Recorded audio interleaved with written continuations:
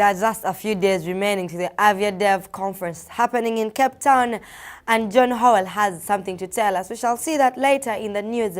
Welcome to Fly East Africa Weekly News Bulletin. I am Olive Winfred Nagawa, and these are the headlines. Uganda Airlines to commence operations in July 2019. South Sudan banned 20-year-old aircraft, and these are the news in details. Uganda Airlines to commence operations in July 2019. In a statement from the Minister of Works and Transport, Honorable Monica Azubantege, released on Monday, 8th April, an announcement was made that the nation is going to receive their first CRJ 900 on the 23rd of April at 3 p.m. local time. The minister also disclosed the general public that the airline will commence operations in July. The minister also said that from when the aircraft will be received till when operations commence in July, the airline will be carrying out the air operator certification, a mandatory procedure for any carrier. This will involve inspections of staff, tool, system, and the aircraft. The airline also has to meet the required standards. The minister further said that the nation has 47 bilateral air service agreements with different countries that will be activated once the airline commences operations. These bilateral air service agreements will give Uganda Airlines the authority to operate in those countries. Still in Uganda, Uganda Airlines firms up order for 2 Airbus 330-800 during a Fambo Air show in 2018. Uganda Airlines signed a memorandum of understanding with Airbus.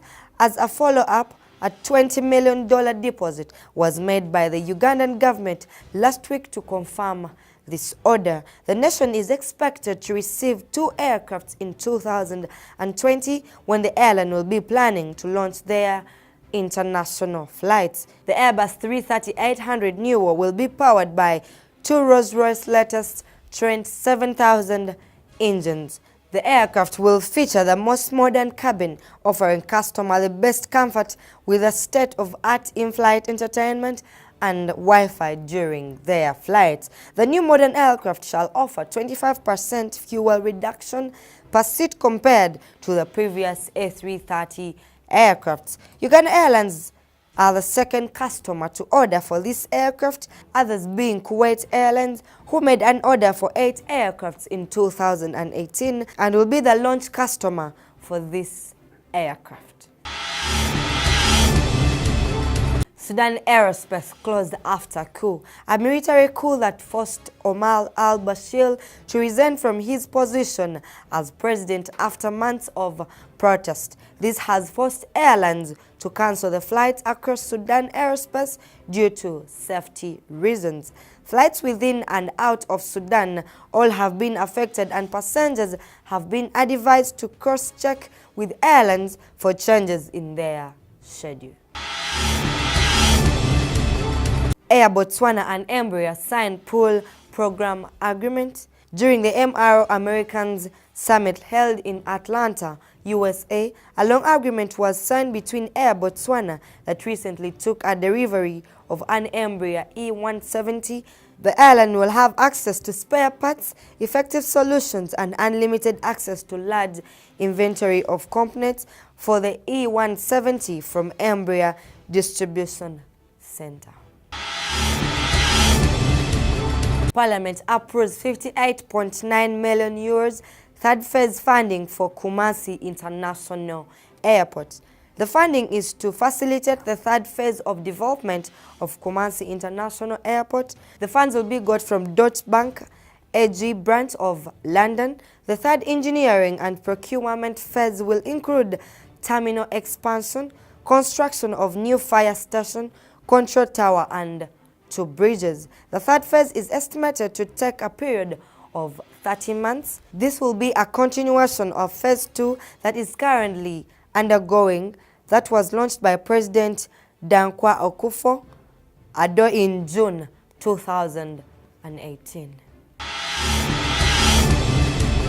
Ethiopian Airlines receives 11th Airbus 350 XWB. The Pan-African airline that is celebrating 73 years of existence, that is driven by dedication and passion, had no better way of celebrating this milestone other than receiving a Rolls-Royce XWB powered. The new A350 has a seat configuration of 348 passengers in 2 cabin classes, 30 in business class and 318 in the economy class. The 11th 330 takes the airline's fleet to 113, and the airline's fleet includes the following: 19 787-8 Dreamliner, 4 787-9 Dreamliner, 16 777-200 including 9 cargo, 4 777-300 ER, 6 767-300 ER, 7 37-700, 18 737-800 including 2 freighters, 4 737 MAX 8 and 24 Bombardiers Q400s. South Sudan bans 20-year-old aircraft for passenger transport. The world's youngest nation has gotten the determination to clean up her aerospace. While meeting the press, the Information Minister Michael Makwei-Luth announced that the government had decided to ban aircraft that are more than 20 years from carrying passengers, and this can only carry cargo. The minister further said that the Civil Aviation Authority will have to consider the state of the aircraft and pilots that operate in the nation. He supplemented on this by saying that some aircraft lacked airworthiness certification and some pilots not competent to fly and work. South Sudan government has therefore taken this initiative as a way of reducing their accidents in this country, and there will be increased monitoring and enforcement of this measure. Here are some of the recent crashes in South Sudan.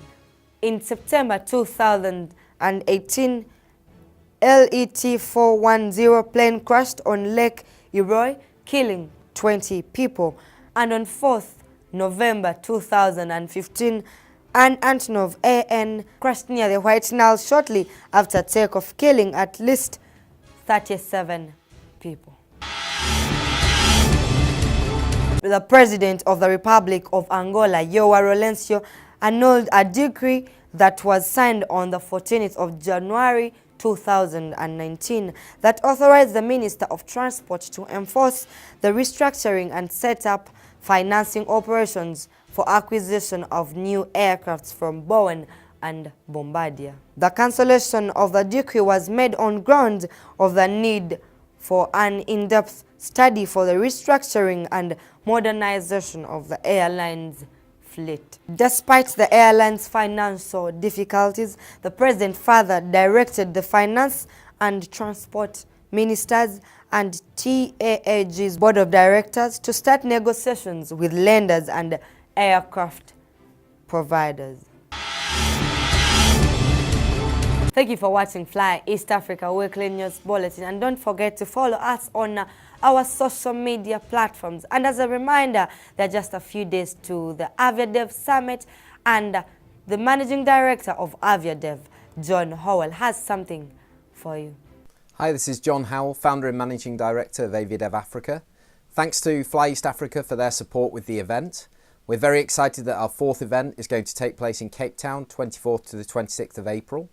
The event is focused on improving air connectivity to, from and within Africa, and is hosted by Airports Company South Africa and the Cape Town Air Access team. The event theme is We Soar as One, as we're trying to unite African aviation and foster an environment of cooperation and collaboration. We've got some huge surprises planned and an action-packed agenda. So to find out more, head to www.aviationdevelop.com. I am Olive Winfred Nagawa. See you next time.